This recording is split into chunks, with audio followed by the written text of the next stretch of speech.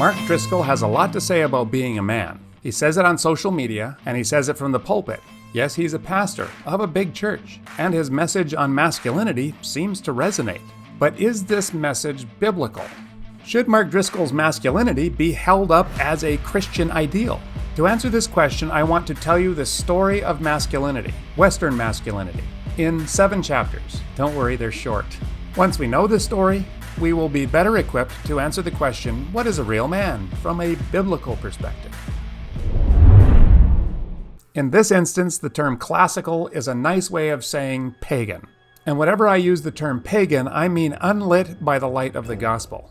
It's not really a derogatory term, it's more descriptive. The classical heroes include guys like Achilles and Odysseus and Aeneas.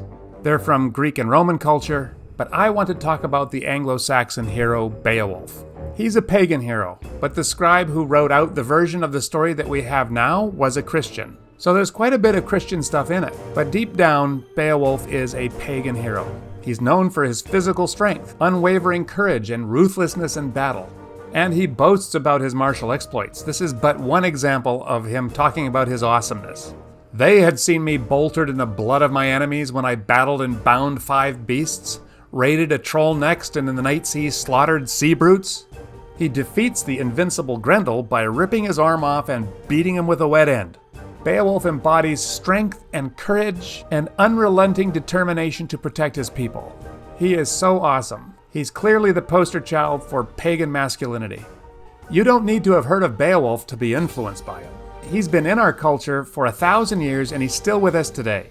He is Tarzan, James Bond, John Wayne, Dirty Harry, and all those guys in the 80s and 90s. He's Jack Reacher. We've been hugely influenced by this image of masculinity. Men are expected to be dominant, competitive, and emotionally detached. And that means we need to suppress our emotions unless it's righteous anger. And you look out for you and yours against all the monsters, whatever form they take. In a nutshell, a real man is like Beowulf. After the fall of Rome, everything changed in Europe. The church was one of the only institutions that survived the collapse of the empire. And of course, Christ became the central figure of faith and life. Christ embodies a different kind of heroism, a different kind of masculinity. His words and actions were about love and forgiveness. He encouraged his followers to care for the poor and for the oppressed. He healed the sick and he fed the hungry and he showed mercy to the marginalized. Obedient to the will of his Father, he gave up his life for his enemies. That's us. And he conquered sin and death. Followers of Christ are to be like Christ in the world. It would follow then that Christian masculinity would be based on compassion, empathy, respect, and responsibility toward others. This was not so much a picture of masculinity, but how all Christians were to be in the world. Beowulf died protecting his people, and Jesus died for his. This is an important similarity, but it is a significant difference. Beowulf's people were the Geats. Jesus died for the whole world. And his people are all of humanity. That's why Beowulf could never have said what Jesus said, that we are to love our enemies. In a nutshell, a real human being is to be like Jesus.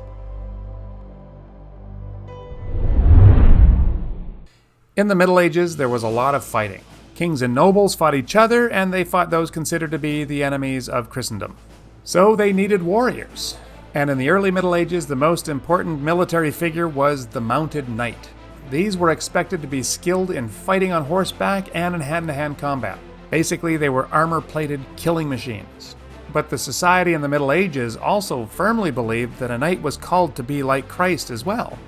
Kinda sounds like a contradiction, but they managed a sort of synthesis. The knight was supposed to exhibit Christian virtues such as humility, compassion, and charity. They were expected to be chivalrous, to treat women with respect, and to protect the vulnerable from harm, and to show mercy to their defeated enemies. These were part of the code of chivalry. Here's an interesting side note in our discussion about masculinity. We have this image in our head of knights being stoic and emotionless warriors. Well, that's a myth. The literature of the time frequently depicts knights as being highly emotional and passionate. There are accounts of knights weeping openly and expressing intense grief and sadness for all kinds of reasons, including being separated from their girlfriend or seeing someone suffer. In a nutshell, a real man is like Beowulf and Jesus.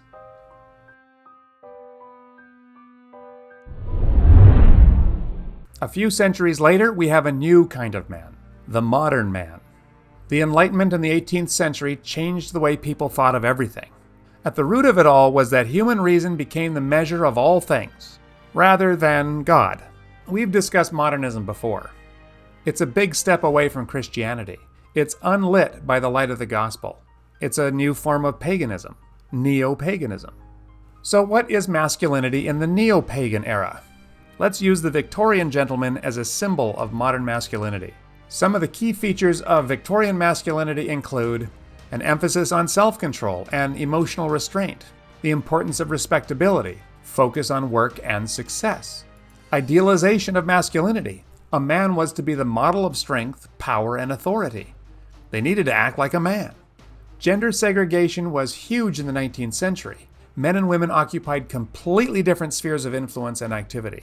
Men were expected to be the providers and protectors of their families, while women were expected to focus on domestic duties and child rearing. And last, an emphasis on sexual morality. And then here's what happened, and this is key. The old pagan masculinity became modern masculinity, and the characteristics of Christian masculinity became feminine. Did you catch that?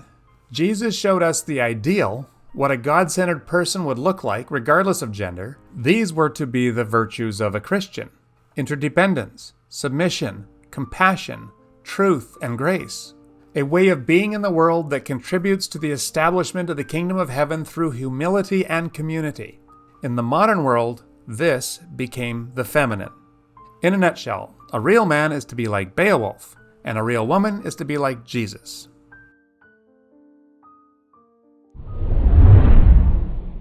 So for a bunch of reasons that we've talked about previously, our culture has abandoned modernism. For Christians, this is a mixed bag. We got rid of a bunch of things that we should have gotten rid of a long time ago, but we also threw the baby out with the bathwater. And now we're in a world that some people call postmodern, or post-Christian, or post-truth. There is no objective reality. There is no universal truth. There's no such thing as absolutes. All these things are power plays to control other people. And so the categories of male and female are no longer acceptable. They're labels to control and confine the individual. And that's very bad in a culture obsessed with individual freedom. So in our day and age, all kinds of boundaries are blurred. And this leads to what some call the masculinization of femininity and the feminization of masculinity. Mark Driscoll hates what he calls the emasculation of manhood. I don't know that I'm too far off if I say that his opposition to this aspect of our culture is central to what he says about masculinity in his books and in his sermons and on social media. He loves the book Fight Club, which is about how consumerism leaves men empty and impotent, and fighting each other fills them back up with manliness. Driscoll has said the stallions hang out in bars, and the geldings hang out in church. He has all kinds of names for men who don't measure up. He calls them soft, tender, and gentle. These are derogatory terms for Driscoll. He derides this kind of man with names like boys who can shave, male lesbians, soy boys, effeminate, neutered, pajama boys, chickified, bros with uteruses, emo boys, beta males, and some that are too vulgar for this channel. To describe the Christian's relationship to culture as he sees it, Driscoll uses a lot of aggressive and militaristic war metaphors, which emphasizes an us versus them mentality. He speaks about the culture war, Christians being soldiers of Christ. We are on the front lines in a battle against evil. Not everything that Driscoll says is bad.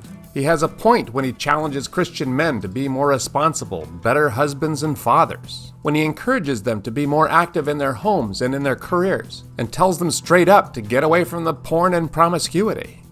That's good. I wonder, though, about the picture of masculinity that he presents, and if perhaps we haven't seen this picture of manhood somewhere before.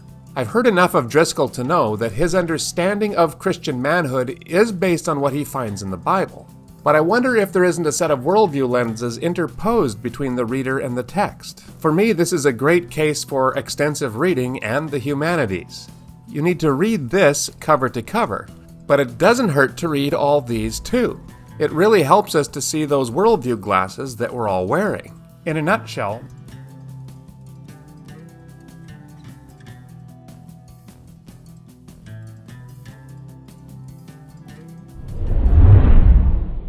This is where we are as a culture and as the church. And the key question is, what is the appropriate image for biblical manhood and womanhood for such a time as this? Do we go back into history and resurrect one of the pictures of our past? Do we try to blend a few? Do we just go along with culture on this? Do we start out with something completely new? Do we use Jesus as our ideal? And if so, what does this look like in today's context? I agree with you. We should do the last. But that's the hardest one. Here's why. You can't put Jesus in a box. So what is biblical masculinity and femininity? Answering that question will require some dialogue, but I will offer 3 general statements to get the conversation started. Our understanding must be, of course, rooted in the Bible. It won't be a Western thing. Jesus is not just Lord of the West. And 3, it won't resemble pagan pictures of masculinity from our Western past. Thank you, and we'll see you next time.